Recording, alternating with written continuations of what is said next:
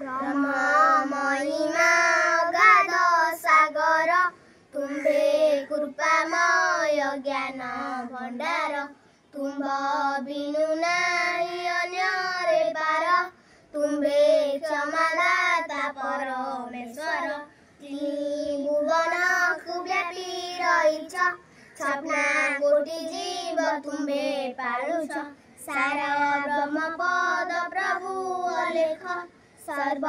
उपाधि उदरे प्रमुख धन जन प्रभु सबु तुम्भर कोटि कोटि सृष्टि तब ज्ञान सत्य साधु संग मते करन्तु तब पादरे शरण रखन्तु ब्रह्म महिमा लेख बजिबी ब्रह्म नामे सदा मुनि मजिबी ब्रह्म ब्रह्म बोली जाऊ जीवन तुम पासे तिकी निवेदन।